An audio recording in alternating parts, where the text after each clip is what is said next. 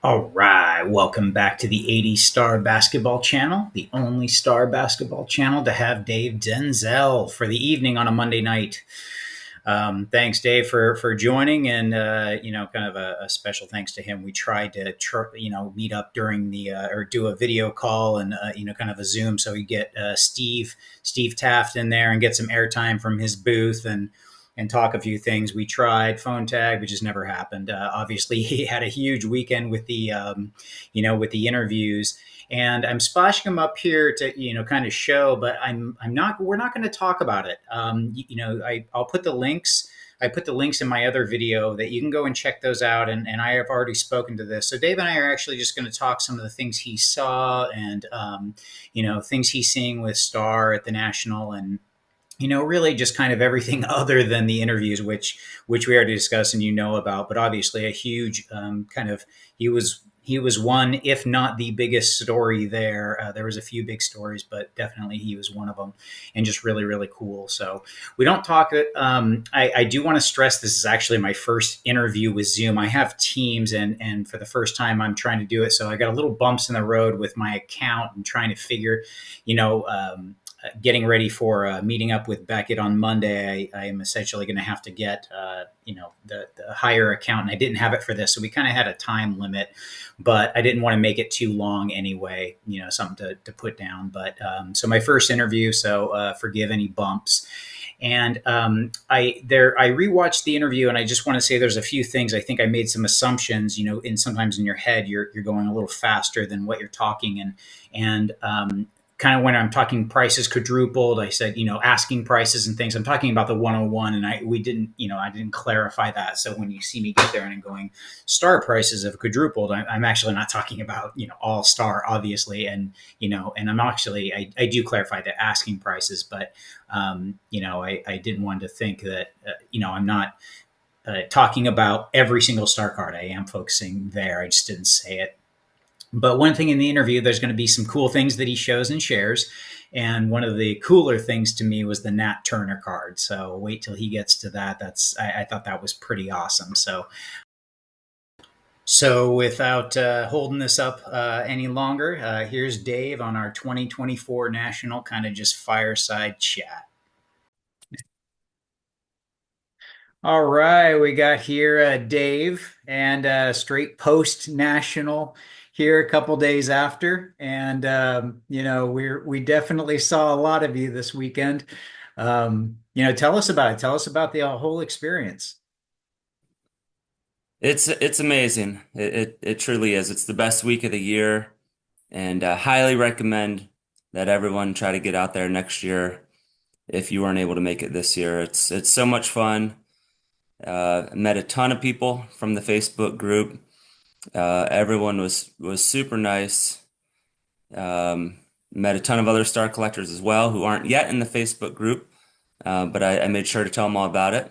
Nice. And also just met a lot of really wealthy buyers at the National who weren't too familiar with star cards yet, but I spread the gospel to each and every one of them, and I think I convinced a lot of them to start paying more attention to star cards. So I think it'll be an exciting year ahead. It's already been an exciting year. Seems Right. like seems like demand is increasing every day for star cards, and supply is quickly diminishing. Saw very little of them out in Cleveland, and so it was disappointing that I couldn't find many to buy, but it was very encouraging that I couldn't find many to buy because it proves that demand is picking up. So I think prices are going to do quite well for the remainder of the year and beyond. Yeah, that's definitely one thing that I noticed for a little while, and I've noted that kind of in the group in my videos is that, kind of really a lower supply and at the same time, obviously demand, which decreased that supply. The supply is roughly from what I'm watching from its peak earlier in February is down about 75% for supply and especially Well, for quality. Anything quality, if you're after the prices aren't double. They're not triple. They're, the asking prices are like quadruple, triple to quadruple, and a lot of certain things for really it's a quality run, and seeing that. And, I was wondering how the national was going to be. And obviously I heard from, a lot of people in the group who were there and they said kind of the same thing that you're saying is that there just wasn't much. And I heard a lot of things about complaints about the pricing on the national. What were you seeing as far as pricing? And we are gonna in a minute. We've got some of your photos that you sent me, so we'll walk through those. But overall, what was your sense this year? Yeah, prices were high and everything. They typically are at the National, so that wasn't a surprise. It costs a lot of money for dealers to get their tables and travel out there and pay for, hotels for a week. Usually not the best place to find a deal. The best deals are usually found online, but I love getting out to the National. You can't beat the networking. You can't beat the face-to-face contact with all the wonderful people in the community. Um, and it's a great time to get cards graded as well because it's cheaper to do that in Right. person than it is through the mail, and you don't have to worry about getting your cards lost in the mail. So, I'd say the networking and the on-site grading are the two best benefits of the national, where cards kind of comes after that. Um, but but yeah, so prices were high, but that's okay. That's okay.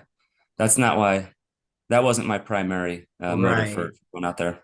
Right. A lot of it is to meet people, meeting and networking, and especially like meeting people in the Facebook group for Star is really kind of a centralized location. It's been a great group that a lot of people go to, and I think actually I kind of got some ideas after seeing Dustin, sports card dad out there, and then you're with Steve Taft and some of these people that I want to be getting interviews here with in the future, but that group has been a really good great spot to buy, sell, but also to meet and to get more knowledge of Star.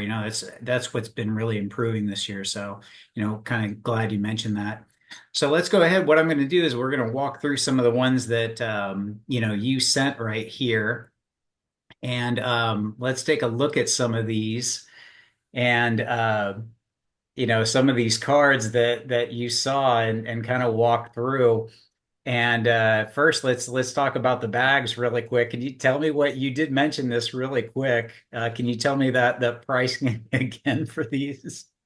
Yeah, so that was the most beautiful sight that I saw at the National. A couple of 84 Court King Jordans still in the original packaging. That's my all-time favorite card right there. And those were a couple of beauties. But I did not buy them. The ask was 25K per bag. Yikes. Actually, the ask was higher. That was what I was able to negotiate down to. And Wow. but it was still, it was still too high for me to justify. But absolutely beautiful bags. They're getting harder and harder to find. Right. Yeah. Um, I was willing to pay 10K, but they were at 25K firm. So Wow. I passed. But we'll see. We'll see. Maybe in a couple years I'll look back and that would have been a really good deal. Who knows? Yeah, I know that's the thing about it is again, I've said it many a times, and you say the same thing, and we're both, kind of on the exact same page. Is this has a long way to go? The fundamentals on these have a long way to play out, and I do think that the 101 is special. Not to regurgitate a lot of stuff, but for the 101 being special, but what we'll see with the rest of them is just for as far as an investment, just from a collection, this is just awesome. I just think the cards are just great and everything, but from an investment and a money, kind of point of view, I think these are all going to be really, really solid and good investments. So it's right. You say that now. That's what's funny is people weren't willing to pay certain prices even a year ago on these things, and now they're double that already, kind of thing. So, got to Yep. be watchful.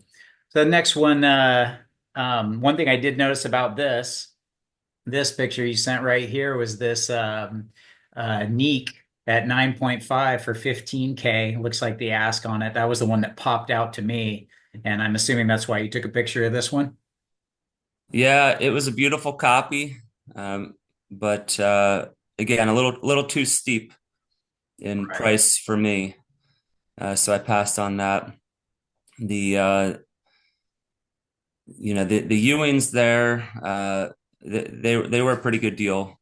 Um, Although I passed on those as well. I've never really been a big Ewing fan, but for someone who is, there's a could be great pickups, for his true rookie card. And so, Right, that's fair priced right there. That's like one of the few like that are actually this one isn't bad either. I want to say the all rookie team that looks to be decent. So does this Crunch and Munch. These aren't I would say this over some of the other ones I would say is more fair price than some of the ones that I've seen. I can tell this Bird 83, that's about in line. So this they at least were, kind of, reasonable asks as opposed to some of the other pricing that people were sharing and what you shared. yep. Yeah. So taking a peek, Stockton's obviously a 9.5 Stockton's, and I'm not sure if those are actually, how far out of range that is. Yeah, that sounds about right for Stockton. Gotcha. This particular dealer had three of them, and he said he had just pulled them out of sealed team bags himself and sent them Mhm. in for grading, which was pretty neat. But I had just picked up a few Stocktons before the show, and so I had a good amount of inventory on him. But those were beautiful copies right there. And if you want to buy those, the dealer's name was Sean Lemas, Lemas, and he is in Las Vegas. And definitely reach out to him if you're interested in those. See, making connections with Dave is good. See, gives you props in videos. This is nice. This is nice. A lot of people don't understand. People get the centering, and I just said this to Ryan A on the group. People don't understand that the edges on this card are almost always as bad. There's always something wrong with other than just the centering. Finding this card with sharp edges and clean and centering is. I can't think of another card that is as hard to or as condition sensitive as this one. I agree. Yeah, this card is extremely undervalued. So whenever I see him, I pick him up. In the PSA 7 grade, it's about four times more rare than the Jordan 195 card in a PSA 7 grade. And it's actually more rare than the 101 card in a PSA 8. But Oh, I think a lot of people aren't paying attention to the pop reports as much as they should be. So this card is very undervalued, and I was excited to pick this up. I actually picked this one up before the show started.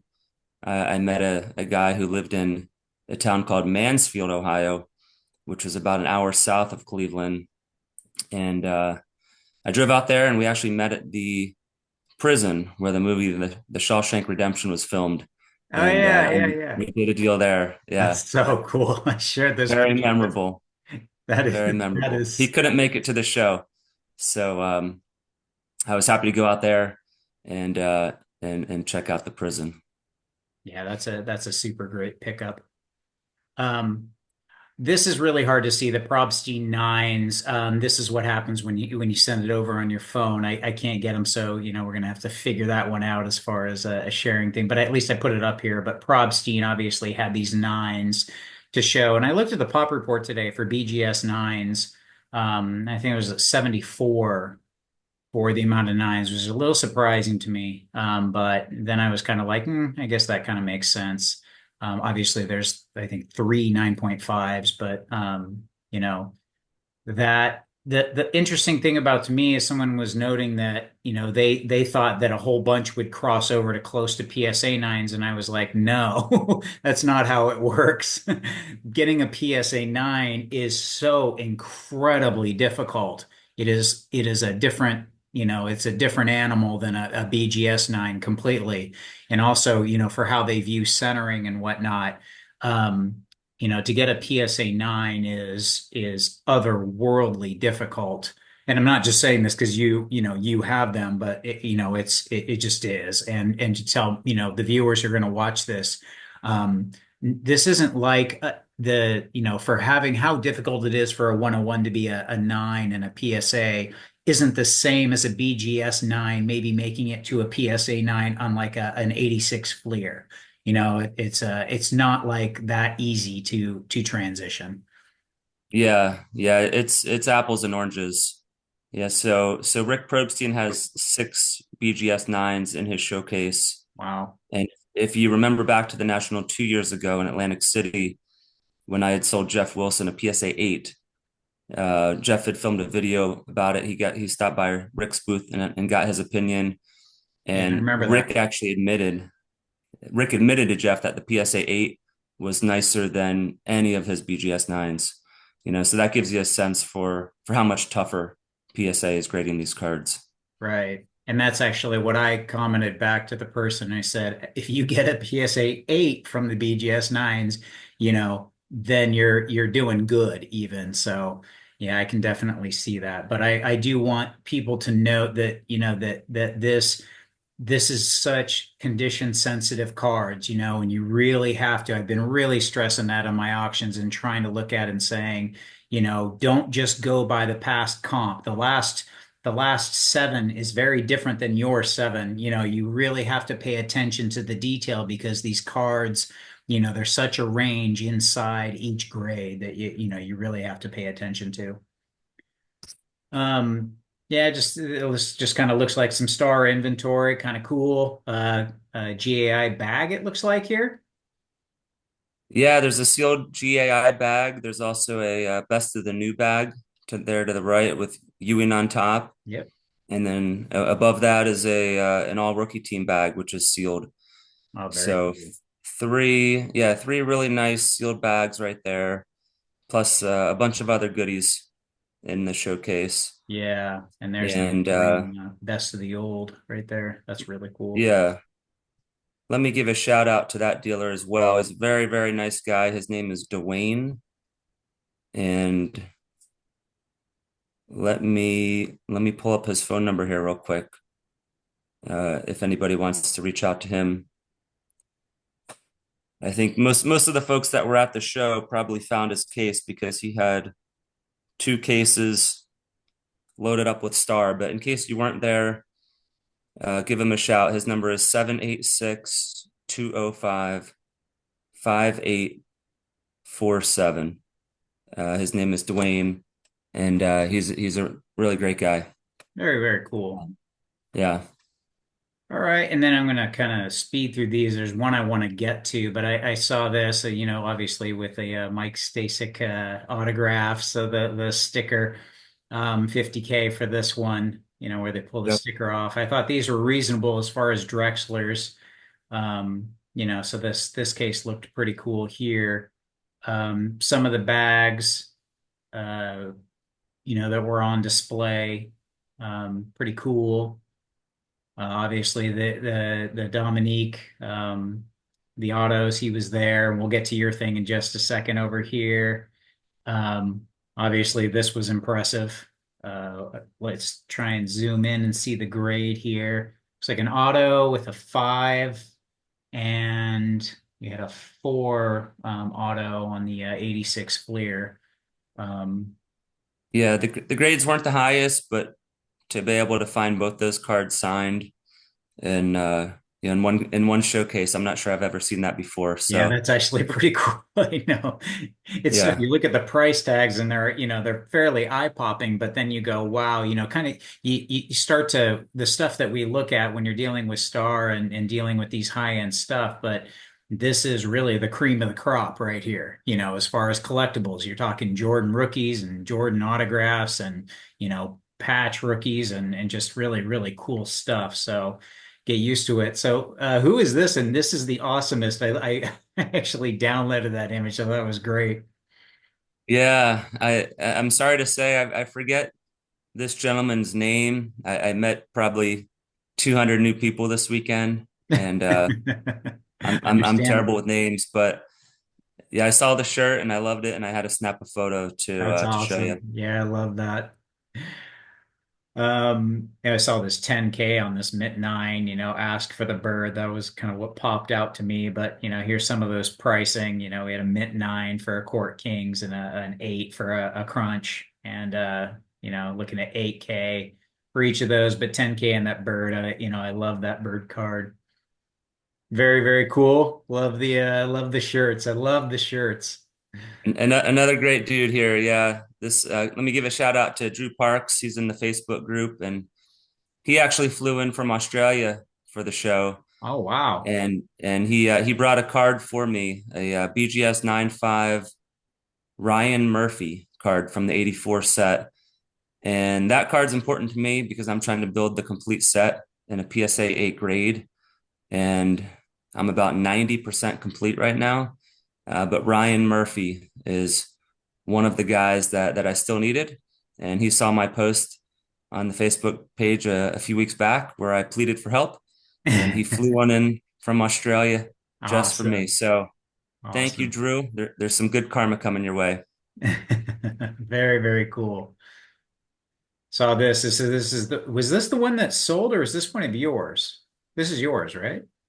That's one of mine. Yeah, I had two PSA nines that I submitted to Mike Baker at NBA Gold, and he said he's one of the two was in the top 10% of for that particular grade, and he said it was worthy of the gold sticker. So I was pretty excited to get that on there. So of the three PSA nines, it's uh, you know possibly the best one. Yeah, Gotcha. but Gotcha. I don't know. I haven't seen the other one in person, but Mike said it's the best one that he's seen. Probably hard to beat. I do want to talk about this really quick. Give a couple minutes to this, then I want to check the Beckett one. But so this being Nat Turner, and he wrote. You can talk about it. I'll let you explain this really quick.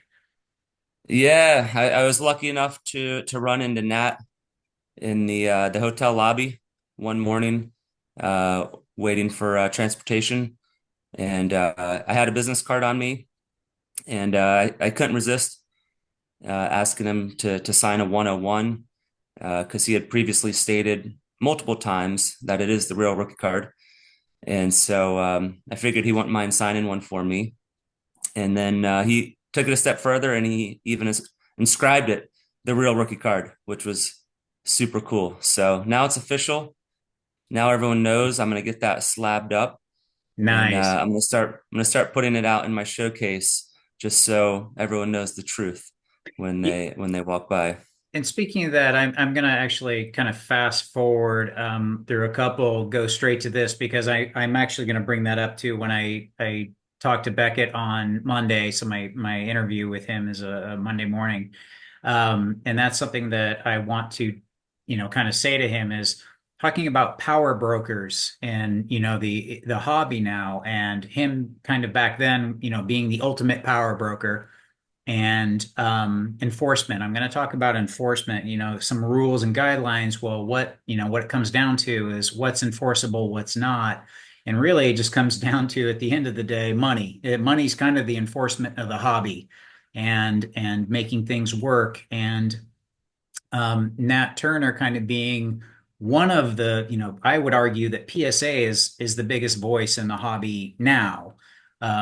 There is no, obviously there's no price guide, and the internet kind of changed everything for the hobby and PSA. So it's kind of interesting now that the largest name in the hobby is one saying that the 101 star is the true rookie card, is the rookie. The 86 Fleer is not.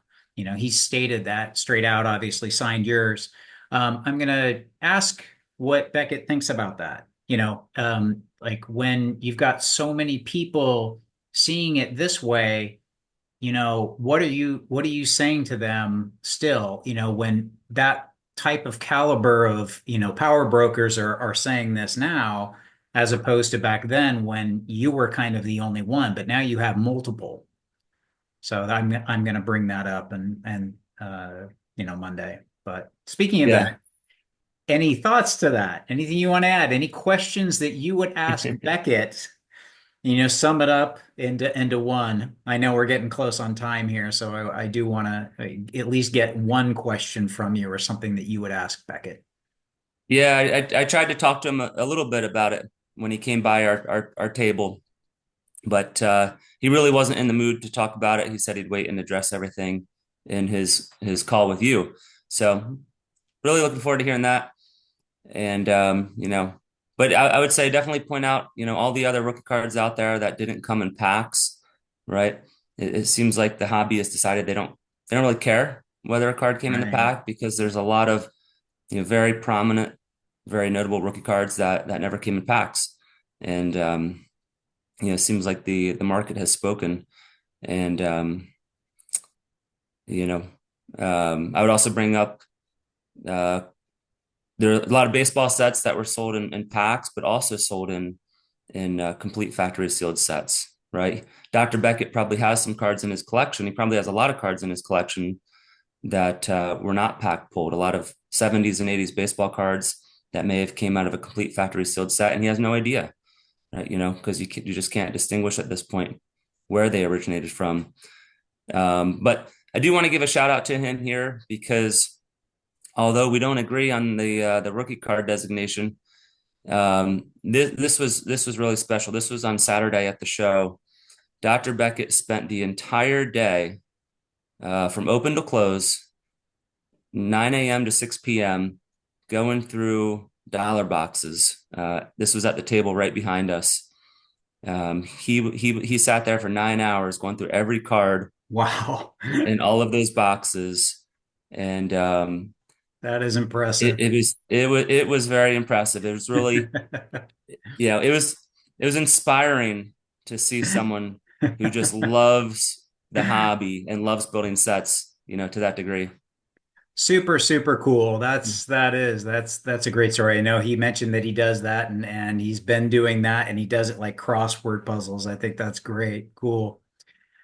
Okay, so yeah, I'll definitely kind of put forward those and talk to them and really really appreciate you taking the time and kind of carving it out and kind of telling us how the national went and getting your viewpoints on some of the card and prices and it's been definitely awesome star run and we'll see you again on this channel, that's for sure. I know you watch every time. Every time, and yeah, I hope to see you at the show next year. It'd be fun to hang Yeah. out in person. Most definitely, most definitely. So thanks a lot, Dave. Appreciate it. And for the rest of you, you know what? This has been an honor for me and it's been a lot of fun and I will see you guys at the next video.